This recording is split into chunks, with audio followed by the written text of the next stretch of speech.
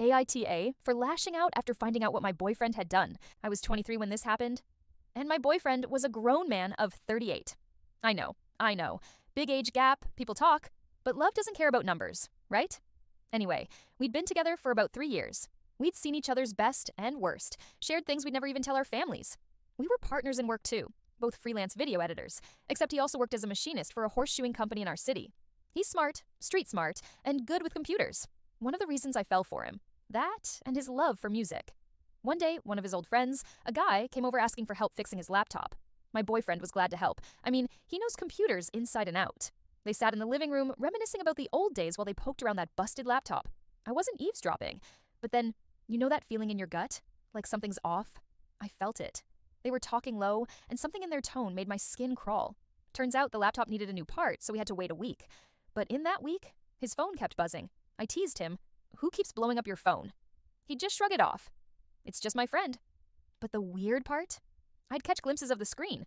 Different usernames, strange code names, but always the same guy. Still, I trusted my boyfriend. Maybe too much? Finally, the laptop part arrived. His friend came back, and my boyfriend slipped me some cash. "Go buy groceries," he said. So I did. I left them alone. When I got back, laptop was fixed, friend gone. But the messages didn't stop. They got weird, teasing, pushing him to do something. I'd see them flash on his lock screen, just enough to set my heart pounding. Then he started sleeping late, kept telling me to sleep early. "Go on, rest. I'll just finish this up." But my gut told me to stay awake. One night, I pretended to sleep.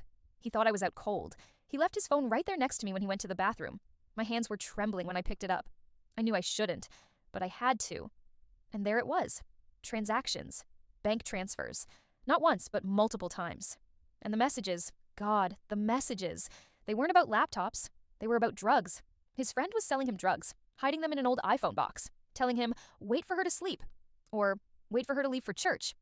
I felt ice in my veins, my whole body shaking. I put the phone back before he returned. He came back cracking jokes. I couldn't even look him in the eye. He lay next to me like nothing happened. I went out to the balcony and cried for hours, watching the night turn to dawn. Then I left, just left my phone behind so he couldn't reach me. I needed to breathe. When I came back, he didn't even ask where I'd gone, just looked annoyed I'd left. Hours passed in silence until he finally asked, "What's wrong with you?" And when he saw me crying, I snapped.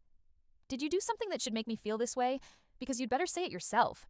He just stared. Not a word. Like I was the crazy one. His other friend came over then. They were going to practice for some gig. I was so angry I snapped the circuit breaker. The house went dark. He flipped it back. I flipped it off again. His friend left. My boyfriend glared at me. "What's your problem?" I asked him. "What do you think?" He just shrugged. I lost it. Threw things. Called him names. He said he was leaving. "Where?" I demanded. "To fix a computer at the tailor shop." Fine. I watched him go. Then I checked Find My Phone. Guess what? Not at the tailor shop. At a different friend's house. Friend had 3. Lying to me again. I called him. "Where are you?" He lied. "Tailor shop?" I nearly screamed. "No, you're not. If you don't come home right now, you'll never see me again." He stormed in later, angry, demanding, "What's wrong with you?" I threw it back. "Tell me yourself. What did you do?" And finally, after what felt like forever, he confessed. Yes, he'd been buying drugs. Not once, but many times. Slipping around when I was at church, when I was asleep, when I went out for groceries. I asked him why. "Why would you go back to that? You told me you quit." He said he was tired, needed an energy boost to juggle work and machines and videos. But I said, being tired is not an excuse. Sleep is free. Sleep is a choice. He tried to twist it. "So you'd rather I get into an accident at work because I'm sleepy?" I told him. "Yes. I'd rather you risk being tired than be a drug addict in our house."